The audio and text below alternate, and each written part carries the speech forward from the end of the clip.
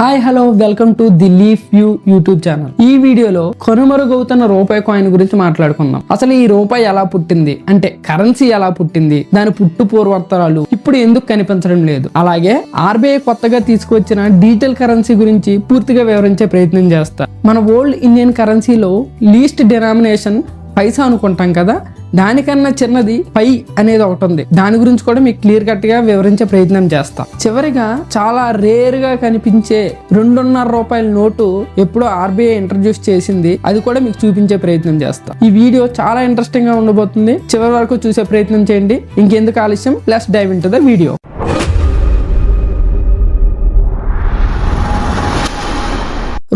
రూపాయి నువ్వెక్కడమ్మా? మీరు చివరిగా రూపాయి కాయిన్ ఎప్పుడు చూసారు? గుర్తు రావట్లేదు కదా. ఎప్పుడో డిమానిటైజేషన్ ముందు, అది కూడా చాలా అరుదు. ఎందుకంటే అప్పుడు ఏ షాప్ వాడైనా 1 రూపీ ఇవ్వాల్సి వస్తే ఒక చాక్లెట్ ఇచ్చేవాడు. దాని తర్వాత యూపీఐ పేమెంట్ వచ్చింది, అంతే, కథ టాటా బై బై. అయితే ఈ రూపాయి పూర్తిగా మరణించిందంటే లేదు, అక్కడక్కడ కనిపిస్తుంది. అదేనండి, పూజల్లో ఇచ్చే ఆకు చెక్కతో పాటు చేంజ్ ఇస్తారు కదా, అందులో దేవుడికి ఇచ్చే చందాలు 116లో 1116లో లేదా శవాల మీద చిల్లర వేస్తారు కదా, వాటిల్లో మాత్రమే కనిపిస్తుంది. అయితే ఈ రూపాయి కాయిన్ కి ఆఖరి రోజున నడుస్తున్న ఈ తరుణంలో అసలు రూపాయి పుట్టుక ఎలా జరిగింది, ఎందుకు చివరి దశకు చేరుకుంది, ఇంకా ఎన్ని సంవత్సరాల వరకు కనిపిస్తుందో మీకు పూర్తిగా వివరించే ప్రయత్నం చేస్తా. ఈ కథ ఆది మానవుడి నుంచి స్టార్ట్ అవుతుంది.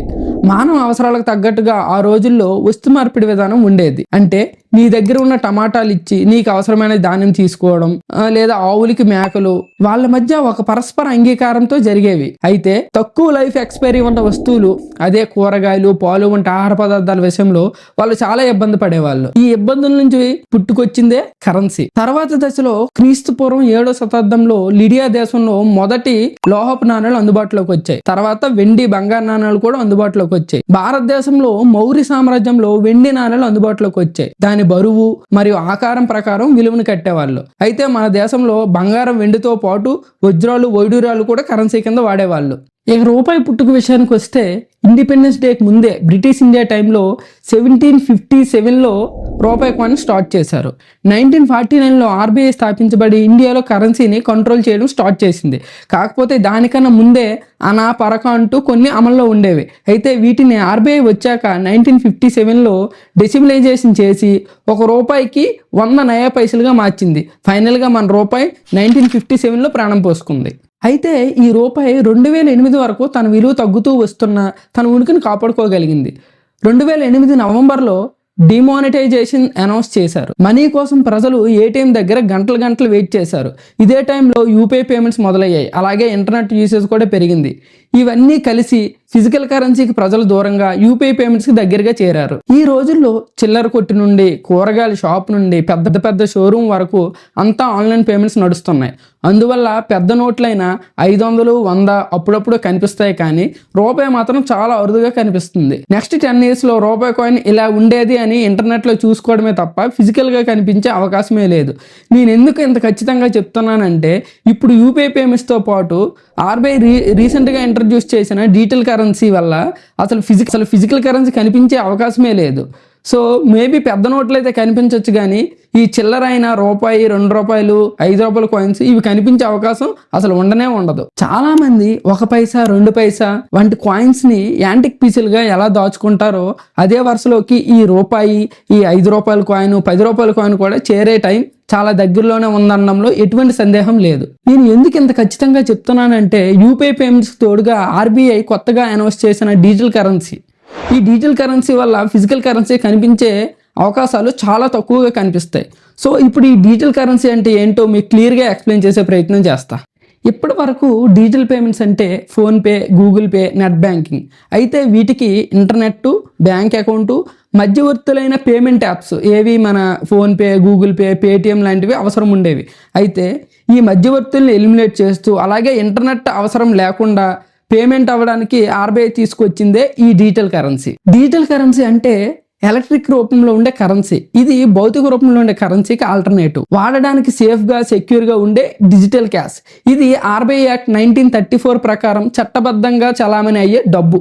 దీని అవసరం ఏంటి, లాభాలు ఏంటి అనే విషయానికి వస్తే, దేశంలో డిజిటల్ లావాదేవీలను పెంపొందించడంతో పాటు ఫిజికల్ కరెన్సీ ప్రింటింగ్, దానికోసం అయ్యే అడ్మినిస్ట్రేషన్ ఎక్స్పెన్సెస్ని తగ్గిస్తుంది.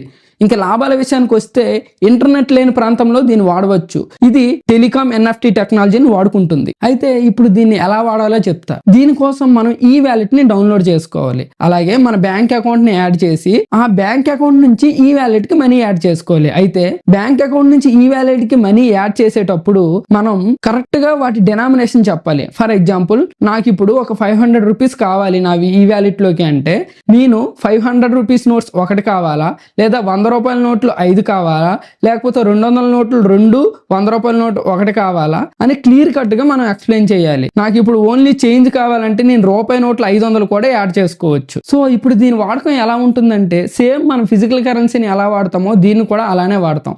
ఇప్పుడు నేను ఒక షాప్ దగ్గరికి వెళ్ళి ఒక 150 రూపీస్ నేను ఏవైనా వస్తువులు కొన్నప్పుడు వాడికి నేను 200 రూపీస్ నోట్ డైరెక్ట్ గా ట్రాన్స్ఫర్ చేసి వాడు నాకు ఇవ్వాల్సిన 50 రూపాయల నోట్ని వాడి నుంచి నేను తీసుకోవచ్చు. లేదా నా దగ్గరే 100 రూపీస్ నోటు 50 రూపీస్ నోట్ ఉంటే నేను డైరెక్ట్గా 150 రూపీస్ వాడికి ఇచ్చేయచ్చు.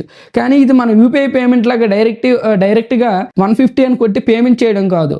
మన ఫిజికల్ కరెన్సీని మనం ఎలా వాడతామో సేమ్ దీన్ని కూడా అలానే వాడతాం. ఇప్పుడు మనకు కొన్ని సందేహాలు ఉంటాయి.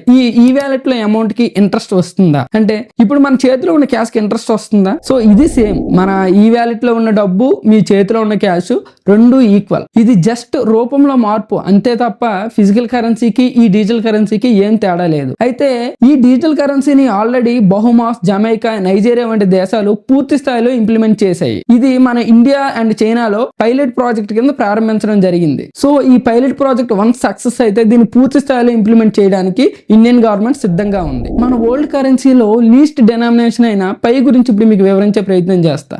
మనం లీస్ట్ డెనామినేషన్ పైసా అనుకుంటాం, కాదు, దానికన్నా లీస్ట్ ఉంది, అదే పై. 3 పైలు కలిస్తే 1 పైసా, 2 పైసలు కలిస్తే 1 పరక, 4 పైసలు కలిస్తే 1 అన, 8 అనాలు 1 అర్ధ రూపాయి, 16 అనాలు 1 రూపాయి. అంటే 1 రూపాయికి 192 పైస్. ఓకే, 64 పైసలు, 16 అనాలు, 2 అర్ధ రూపాయలు. ఇది మన డెనామినేషన్. ఆఫ్టర్ ఇండిపెండెన్స్ మన ఆర్బీఐ డిసిమిలైజేషన్ చేసి 1 రూపాయికి 100 నయా పైసలుగా మార్చారు. నయా పైసలని ఎందుకన్నారంటే మన పాత పైసలకి ఈ పైసలకి మనం కన్ఫ్యూజ్ అవుతామని చెప్పి నయా పైసలు అంటే కొత్త పైసలు అని చెప్పారనమాట. సో ఇప్పుడు దాన్ని ఎలాగో మర్చిపోయాం కనుక ఇప్పుడు మన రూపాయికి 100 పైసలు, అదే 100 పైసలు. సో నా ఇన్ఫర్మేషన్ కానీ నాలెడ్జ్ కానీ మీ లైఫ్లో 0.001% వాల్యుయేషన్ చేసిన please like, share and subscribe. Thank you so much. Next వీడియోలో మళ్ళీ కలుద్దాం. Signing off. By by.